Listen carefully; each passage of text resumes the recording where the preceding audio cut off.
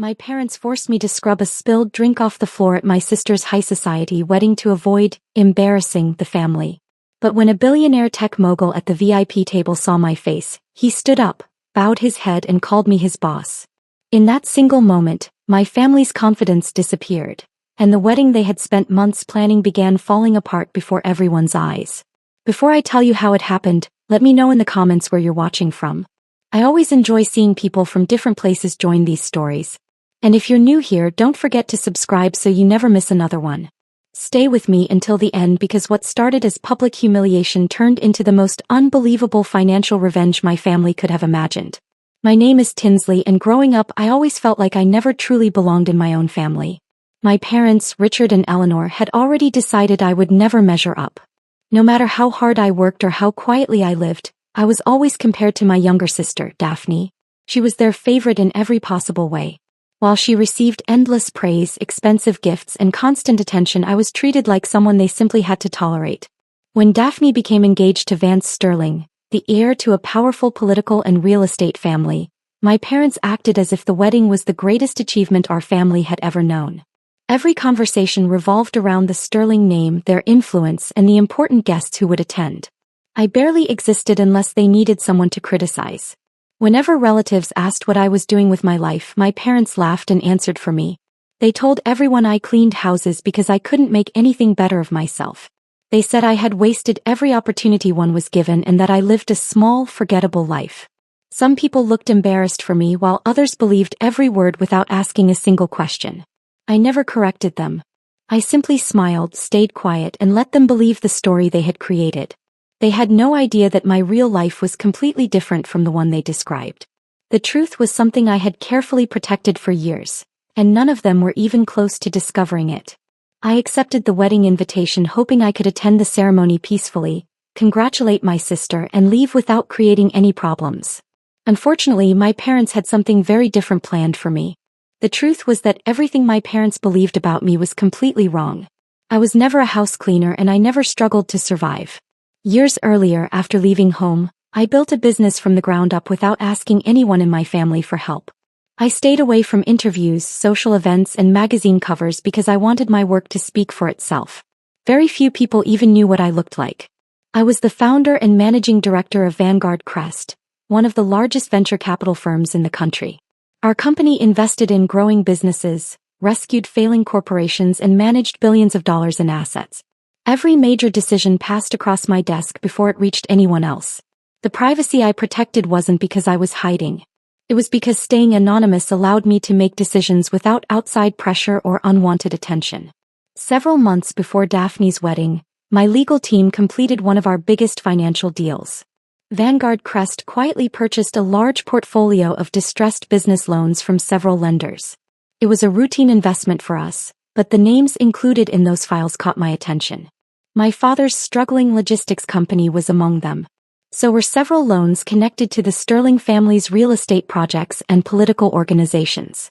Neither family knew the ownership of those debts had changed. They believed they were still dealing with traditional financial institutions. Instead, every payment, every agreement, and every extension now flowed through a company that answered directly to me. I never used that information against them because I had no interest in revenge. I simply treated their accounts like every other investment under our management. When the wedding invitation arrived, I almost declined. Years of rejection had taught me that nothing good ever happened when I returned home. Still, part of me hoped that attending my sister's wedding might be a chance to leave the past behind. I chose a simple dress instead of anything expensive because I didn't want attention. I wanted to congratulate Daphne, sit quietly through the ceremony, and leave before anyone noticed me. The moment I arrived, I realized nothing had changed. My mother greeted other guests with warm smiles before handing me my seating card without even making eye contact. My table wasn't with the family or the other guests. It was placed at the very back of the ballroom near the kitchen doors, where servers walked in and out carrying trays.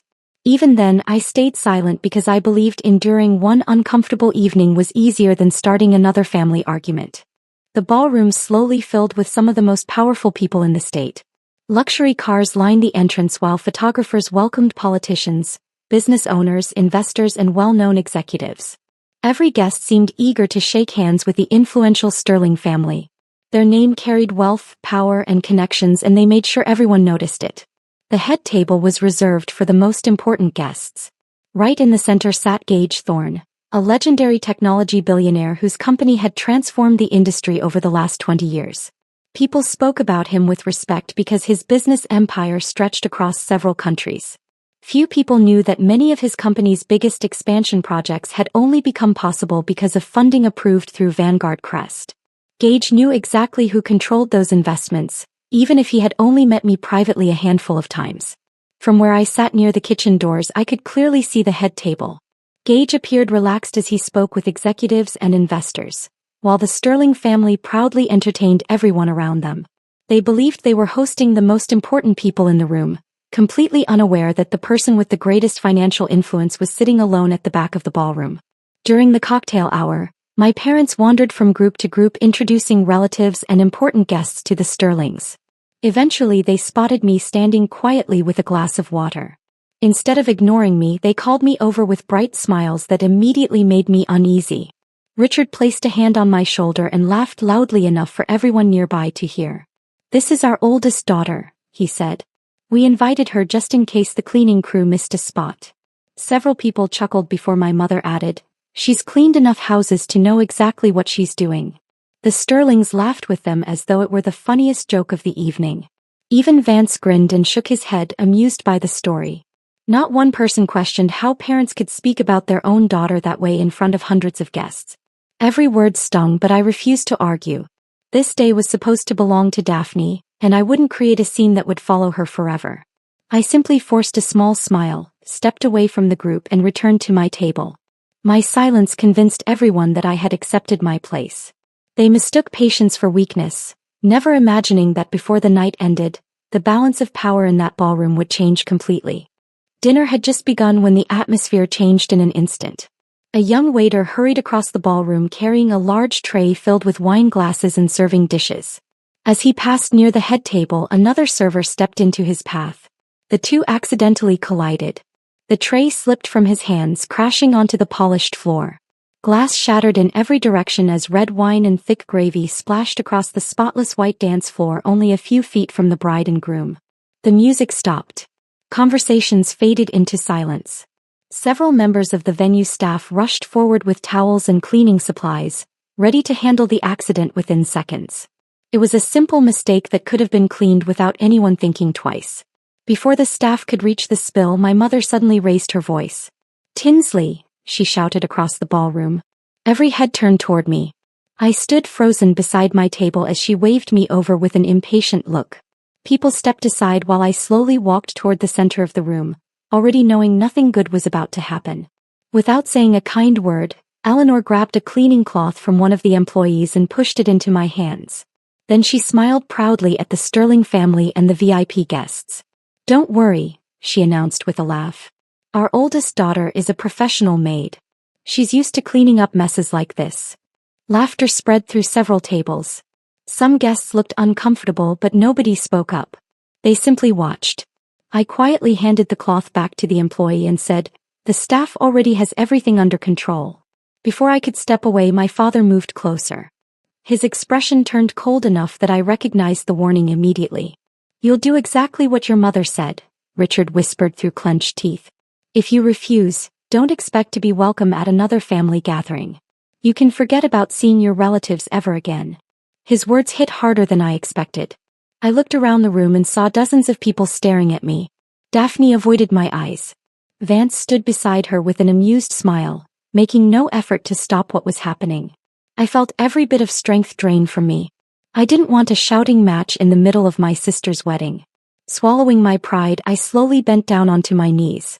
My hands trembled as I pressed the cloth against the stained floor and began wiping away the spilled wine while hundreds of guests watched in complete silence. I kept my eyes on the floor as I wiped away the wine and broken glass. The ballroom was so quiet that I could hear the cloth sliding across the polished surface. Every movement felt heavier than the last. I wanted the moment to end as quickly as possible, but hundreds of people were watching, making every second feel endless. At the head table, Gage Thorne had been speaking with several executives while casually eating his dinner. Like everyone else, he had noticed the commotion, but at first he assumed the venue staff would take care of it. He paid little attention until he happened to glance toward the woman kneeling on the dance floor. As I lifted my head for a brief moment, the bright lights above the ballroom fell across my face. Gage froze. His eyes widened as recognition hit him almost instantly. He had seen me before, not at public events or business parties, but inside private boardrooms where billion-dollar investment decisions were made. Every major funding request for his company had required my final approval. The last 3 acquisitions that helped expand his technology empire had only happened because I personally signed off on them. The woman everyone believed was a house cleaner was the same person who had approved investments worth billions of dollars. For a few seconds, Gage couldn't believe what he was seeing. He looked at me again, making sure he wasn't mistaken. There was no doubt in his mind. The quiet woman being forced to scrub a dance floor was the founder and managing director of Vanguard Crest. His grip loosened without him realizing it. The fork slipped from his hand and struck his dinner plate with a sharp metallic sound that echoed through the silent ballroom. The unexpected noise caused nearly every guest to turn toward the head table. Gage's face had gone completely pale. He stared at me with open disbelief, unable to understand how one of the most respected business leaders in the country was being publicly humiliated by her own family. The Sterling family immediately noticed his expression. Their confident smiles slowly disappeared. Richard and Eleanor stopped laughing as they followed his line of sight toward me. Even Vance looked confused. They expected Gage to be amused like everyone else, yet he looked deeply disturbed instead. No one spoke. The laughter that had filled the ballroom only moments earlier vanished completely. Guests exchanged nervous glances, sensing that something far bigger than a spilled drink had just unfolded. Although they didn't yet understand the reason, they could all see it in Gage Thorne's face. Something was terribly, unbelievably wrong. The silence lasted only a few seconds before it was broken by the sharp sound of a chair scraping across the floor. Every guest turned toward the head table as Gage Thorne rose so quickly that his chair slid backward behind him. His face was filled with disbelief. Without saying a word to anyone around him, he walked directly across the ballroom. Richard smiled, assuming the billionaire was coming over to compliment the wedding or laugh along with the joke. Eleanor straightened her dress, expecting a friendly conversation. Neither of them realized that Gage never even looked in their direction. He walked straight past them. When he reached me, he did something that stunned every person in the room. He lowered himself onto one knee beside me. Before I could react, he gently took the damp cleaning cloth from my trembling hands.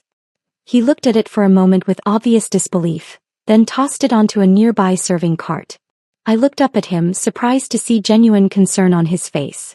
In a clear voice that carried through the silent ballroom, Gage asked, "Miss Tinsley, what on earth are you doing? Why is the managing director of Vanguard Crest cleaning a floor?"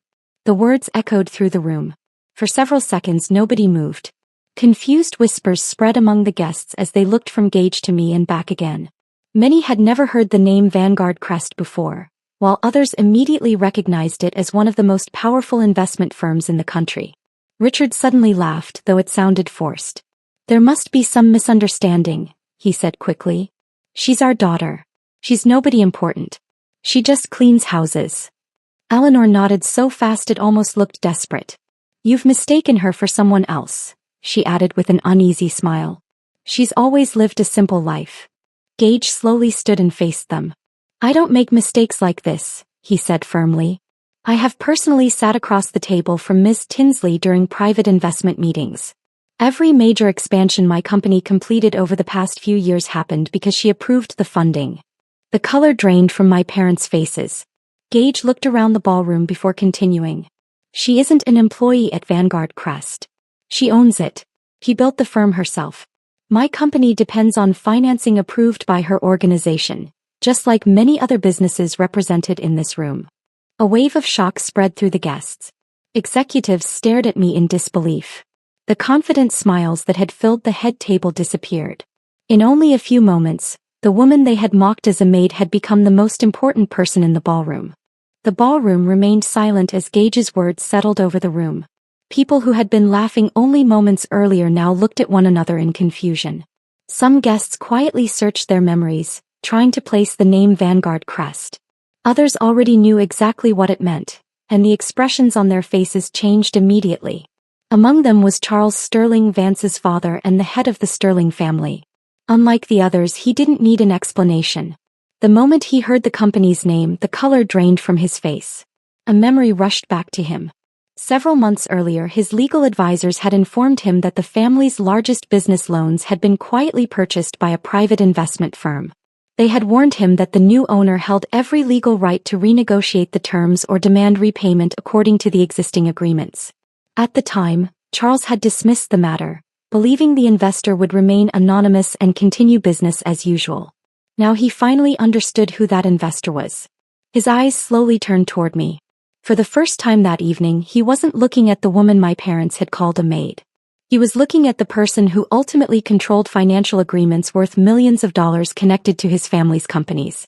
Richard noticed the sudden fear on Charles's face but couldn't understand why.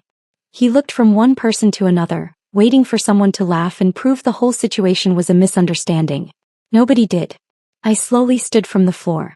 After brushing the dust from my dress, I straightened my shoulders and took a deep breath. The embarrassment that had filled me only moments earlier disappeared. I wasn't standing there as the forgotten daughter anymore. I was standing as the woman who had spent years building a company through hard work, discipline, and quiet determination. I calmly faced my parents. "I never lied to either of you," I said. "Every time you asked what I did for a living, I told you I worked in asset management." Neither of them answered. "You simply chose to hear whatever made you feel superior," I continued. "You created your own version of my life because it made it easier to believe I had failed." Richard opened his mouth but no words came out. My mother stared at me with shaking hands, her confidence completely gone. Around the ballroom, conversations had stopped entirely. The guests no longer saw me as someone who deserved pity or ridicule. They were watching a business leader calmly reclaim her dignity while two people who had spent years tearing her down struggled to accept the truth they had refused to see. The mood inside the ballroom changed almost instantly. Just minutes earlier, people had laughed at my expense and treated me like someone who didn't matter. Now those same guests stood in complete silence, watching my parents with curiosity instead of admiration.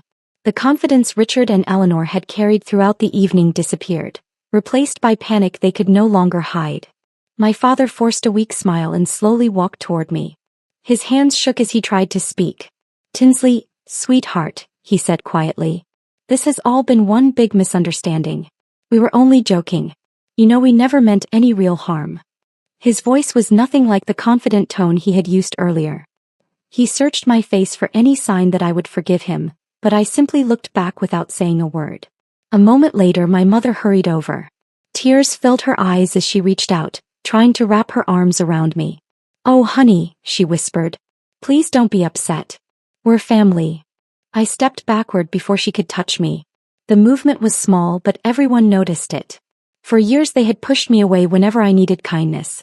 Now that they believed I held power they wanted, they suddenly remembered we were related. Their affection arrived only after the truth came out, and that made it impossible to believe. "You don't get to pretend none of this happened," I said calmly. "You made your choices long before tonight." Neither of them knew how to respond. Across the room, Daphne finally broke down. Her makeup was streaked with tears as she looked around at the guests who were no longer paying attention to her wedding.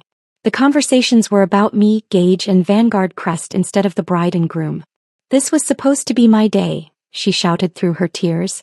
"You couldn't let me have one perfect moment. You planned this to steal all the attention from me." I stared at her in disbelief. "I didn't expose anything," I replied. "I came here quietly and planned to leave quietly. Everything that happened tonight started because of the way all of you treated me." Vance tried to comfort Daphne, but she pulled away from him, crying even harder. She wasn't apologizing for what had happened or showing regret for how I had been treated. She was angry because the celebration no longer revolved around her. The guests watched the family argue in uncomfortable silence. The perfect image my parents had spent years creating had fallen apart in a single evening, and there was no way to put it back together. The ballroom was still completely silent when I turned toward Gage. Every guest watched carefully, waiting to see what would happen next. The fear on the faces of the Sterling family and my parents told me they finally understood that this was no misunderstanding. Years of lies, insults, and humiliation had brought them to this exact moment. I looked at Gage and spoke in the same calm voice I used during board meetings. "Gage, please contact my legal department as soon as this reception is over," I said. I want a complete audit of every real estate project connected to the Sterling family. Make sure our compliance team reviews every financial agreement and confirms that all loan conditions have been followed exactly as written. Gage nodded without hesitation. I'll make the call immediately, he replied. I continued, also instruct our finance division to review my father's logistics company. If every requirement has not been satisfied, proceed according to the loan agreements. No special treatment. Handle it exactly as we would for any other borrower. The words landed like thunder inside the ballroom. Charles Sterling lowered his head as though he already knew what was coming. His lawyers had warned him months earlier that the new lender had every legal right to enforce the contracts. Now that lender was standing only a few feet away. Richard rushed toward me, no longer pretending to smile. You can't do this, he shouted. That's my company. Hundreds of people work for me. If those loans are called in, we'll be finished. His voice cracked with panic. You'll destroy everything I've spent my life building. We won't survive more than a month. I remained calm. For years you taught me that every decision has consequences, I answered. Tonight you're finally experiencing your own lesson. He reached for my arm, but I stepped away before he could touch me. Please, he begged. I'm your father. I looked directly into his eyes. Were you thinking like a father when you forced your daughter onto the floor in front of hundreds of people? He couldn't answer. The room remained completely still. After a long pause, I spoke one final time. You spent years telling everyone I was only good enough to clean houses. Richard's shoulders dropped as he realized what I was about to say. Then I guess you'll have plenty of time to learn how to clean houses. No one laughed. The words echoed through the ballroom, leaving Richard speechless. For the first time in my life, the power he had used to control me was gone, replaced by the consequences of his own choices. After saying what I needed to say, I looked around the ballroom one last time. The room that had been filled with laughter, music, and celebration only an hour earlier had become a place of confusion and panic. Guests whispered among themselves while business leaders quietly slipped away to make phone calls. My parents stood frozen, unable to accept that everything they believed was under their control had disappeared in a single evening. I picked up my purse, thanked Gage for treating me with respect, and walked toward the exit without looking back. No one tried to stop me. The sound of my heels echoed through the ballroom until the doors closed behind me. As I stepped outside, I took a deep breath. For the first time in years, I felt completely free. I had not planned to expose anyone or ruin a wedding. I had only defended my dignity after it was taken from me. The following months brought exactly what the legal agreements required. Vanguard Crest completed its reviews without bending a single rule. Independent auditors examined every financial record connected to the Sterling family's business interests. Several projects failed to meet their obligations, and the required repayments moved forward according to the signed contracts. My father's logistics company was also reviewed. Years of poor financial decisions and missed obligations left the business unable to recover. Within months, the company entered bankruptcy proceedings. It wasn't because of revenge alone. The problems had existed for years. The truth simply caught up with them. The Sterling family faced their own crisis. To settle outstanding debts, they were forced to sell several valuable real estate holdings. Their carefully built public image collapsed as investors and political supporters quietly walked away. The influence they had proudly displayed at the wedding faded faster than anyone expected. My parents tried many times to contact me. They sent letters, left voice messages, and even asked relatives to convince me to forgive them. I never responded. Forgiveness did not require allowing people back into my life, especially those who had repeatedly chosen cruelty over love. Months later, I sat in my office overlooking the city skyline. The morning sun reflected off the glass buildings as my team prepared for another day of meetings and investments. Everything around me had been earned through years of discipline, sacrifice, and hard work. I never needed my family's approval to succeed. Looking out the window, I realized the greatest victory wasn't watching anyone lose their fortune. It was knowing I had built my own future with honesty while they destroyed theirs through arrogance, pride, and the way they chose to treat the people who loved them most.